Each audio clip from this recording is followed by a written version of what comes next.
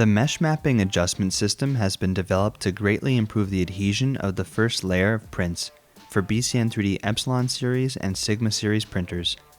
During the printing process, the height of the printing platform is automatically adjusted, thus compensating for small undulations on the printing surface. The mesh mapping will register any irregularities on the printing surface, so it's very important to always place the glass in the same orientation. Before starting, make sure that the printing surface is correctly installed and centered. You can mark the top of the printing surface with an adhesive, bearing in mind that it must be marked outside of the printing area. Please note that mesh mapping is not compatible with mirror or duplication modes and will be automatically disabled when printing with these modes. Access the mesh mapping menu and press to start the process.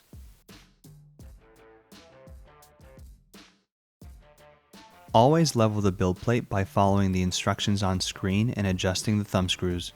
For more information about how to level the build plate correctly, refer to the article in the description. Then properly calibrate the Z-axis for the left print head using the calibration gauge.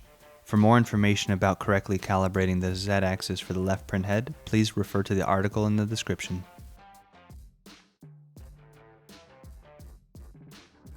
Once you've finished, you'll start the process of measuring the 9 mesh mapping adjustment points. First, clean the printing surface and click Continue. The hot end will heat up to the required temperature of the material you have loaded. Use a piece of paper to clean the nozzle well and press Continue. The print head will then be positioned over the first measuring point. Use the calibration gauge included in your toolkit to adjust the spacing between the nozzle and the printing platform. Move the gauge without putting pressure on the platform, and at the same time, slowly raise the platform until you notice some friction.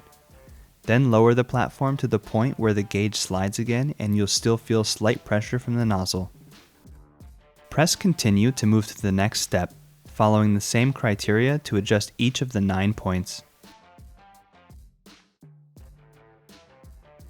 Once the process is complete, apply a thin, even layer of Magic Glue adhesive to the areas indicated on the screen.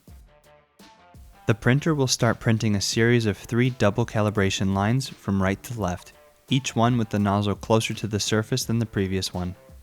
When the printer finishes printing all the lines, you can remove the build plate to see the calibration lines better. Remember to keep the same orientation when you install it again. Click on each point to select those lines that are homogeneous and well adhered and rank each of them on the screen. You can swipe to note the thickness of each sample.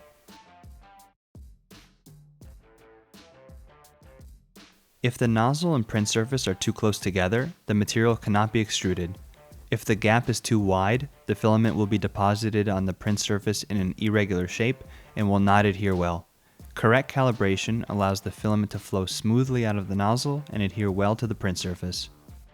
If at any point none of the calibration lines in a set are correct or properly adhered, you can repeat the printing of that set of lines by indicating which options on the screen are most similar to the set, or by pressing the repeat button to print the same lines again.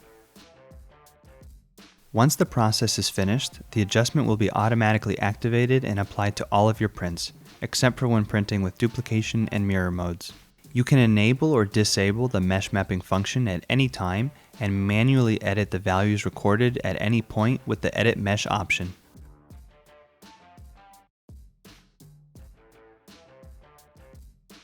You can also enable or disable the Fade option. Having Fade disabled will bring the print surface undulations through each layer of the whole part, which may be preferred based on your design intent and part tolerances, whereas enabling Fade will compensate for the undulations by adding more material so that the following layers are progressively flatter.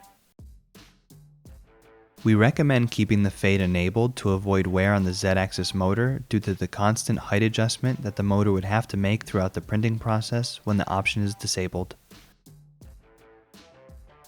If you need your part to have the same height between its base and top layer, and you understand that both will have the undulations of tenths of millimeters from the printing surface, then you can disable this option.